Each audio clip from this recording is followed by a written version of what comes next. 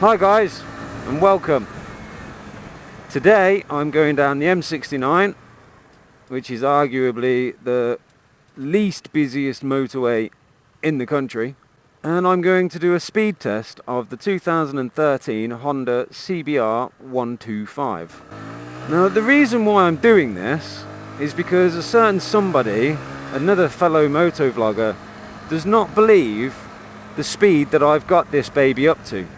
Now I claim, because it is a bog standard 4-stroke 125cc engine, I have claimed that this has touched 93 miles per hour. Now, let's just take into consideration, when I did 93 miles per hour, it was literally for a split second. I was doing 91, 92 quite happily. But you know, I wasn't doing it consistently for miles and miles and miles. I was doing it, I just happened to look at the Speedo and I didn't even realise I was going that quick. He does not believe that this bike can hit 90 miles per hour. Now I'm not going to absolutely prove that 100% guaranteed today. No. Because the conditions, although as lovely as they are not perfect. So I'm going to go down the M69 for one junction, turn around and come back. See what happens. You will see the Speedo the entire time because I'll be in a tucked position. And here we go.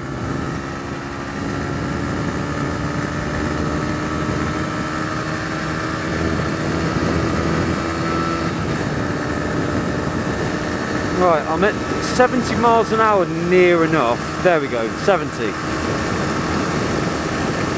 And just so everyone is aware, this is not perfect conditions for riding to get the top speed out of this bike, because there are crosswinds,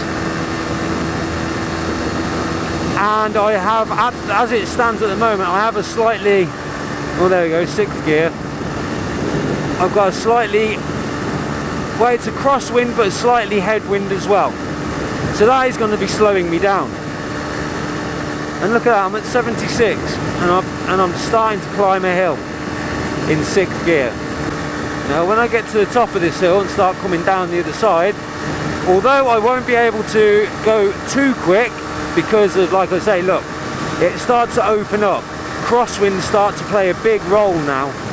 Here we go, I'm going to start getting thrown around. And I'm doing 78. Now in perfect conditions, I will be able to get that extra 10 miles an hour. But wait until you see on the way back. So look, we're touching 80 now. Massive side wind there. Massive. Because at these kind of speeds, side winds do a lot. And because this is a full fairing bike, it's like riding down in fucking gale force winds. That's what it feels like. And because it's like having a sail on a ship, but it makes you more aerodynamic, and in the right conditions you'll cut through the air like a knife through butter. But you know, I'm doing consistently high 70s, touching 80 miles an hour, and this is with a side headwind. I've got to slow down because I can't move over. Thank you. Right, 80 miles an hour. And that's having to slow down and speed back up again.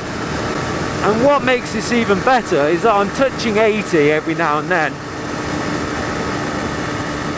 And the bike is nowhere near the red line. I'm currently just around about 9,000 RPM. My red line is just before 11.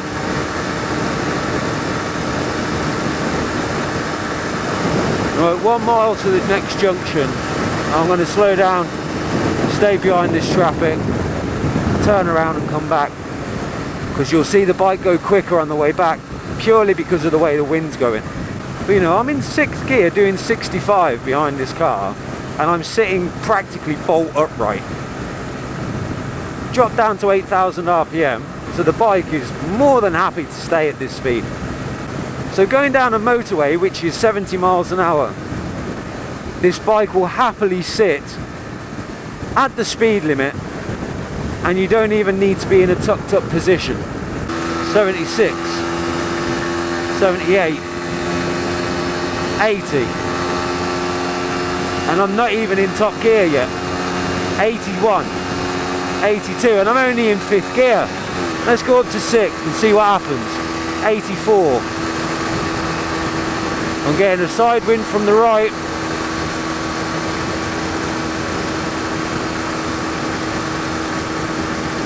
I'm struggling to keep the bike in an upright position. It's starting to lean over. Now I'm doing 80 miles an hour, and I'm not even touching 10,000 RPM in 6th gear. In the perfect conditions, this bike can get another 10 miles an hour out of it. Today is not perfect conditions. See, coming in this direction, going a little bit quicker. Now this is slightly downhill, ever so slightly, and I'm touching 82. But you know, consistently between 80 and 82 miles per hour. 83.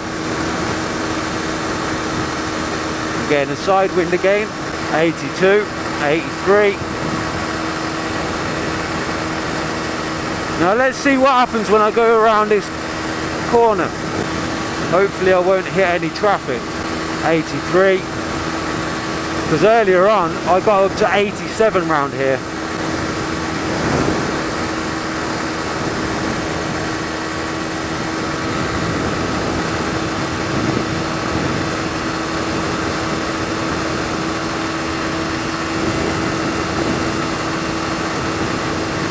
.83.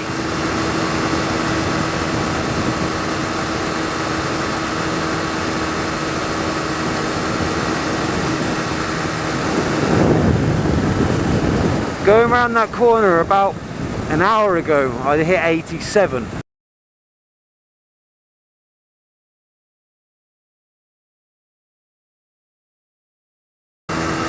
.84.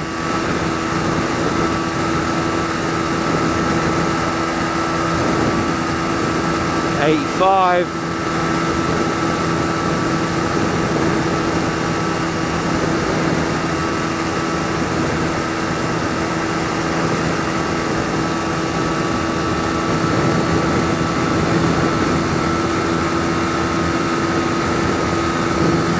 85, 87.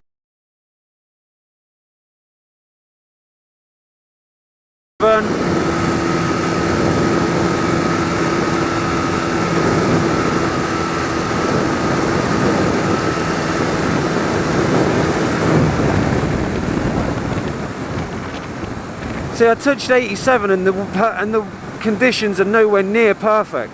And I was going around a fucking corner. Still don't believe my bike can do 93. So how you can't believe this bike can't do 90, it's beyond me. Now, during the argument, you were saying, there's loads of people saying, oh, I can believe that it'll happen. Oh, I'll believe it. I'll believe this. And then you're coming out with these big man things telling me that I don't know shit. Your words. That I'm chatting out my arse. I don't know what the fuck I'm talking about. Guess what, my friend? I've owned this bike for over 2 years. And I ride this bike every single day. Including Christmas. 365 days a year, I ride this bike. You claim that you've ridden a post-2011 CBR125. And there's no way that this could possibly do 90. Well, you riding it around for an hour does not make you an expert. Me riding this bike consistently every day for 2 years makes me somewhat of an expert. And my bike before this was also a 2012 CBR CBR125. So now who's talking shit? Another thing I'd like to point out about this so-called motovlogger and his expertise on absolutely everything is he claims he knows everything. He thinks he knows more than everybody else. He thinks he's better than everybody else. Well, for starters, mate, you're breaking the law.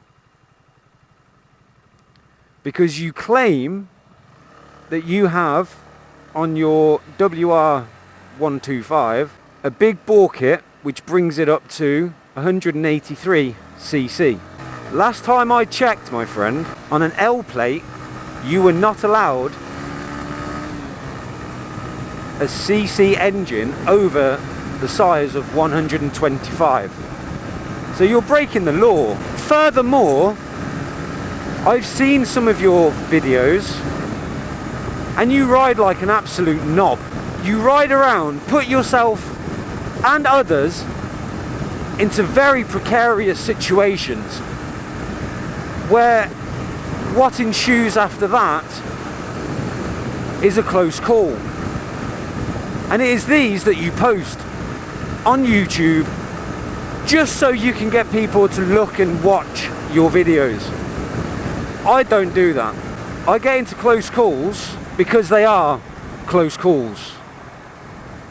Everything that I post online, with very few exceptions, I'm not going to say I'm an angel because I'm not, with very few exceptions, I post things online where I am breaking the law, over the speed limit, changing lanes when I shouldn't.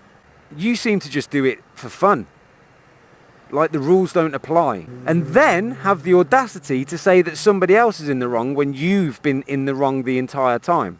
A prime example of this is a video you posted coming round a right hand corner. First of all, you were going well over the speed limit, so had you gone a bit slower and actually followed the speed limit, you would have had more than enough time to see the close call and react accordingly. Now this person in their car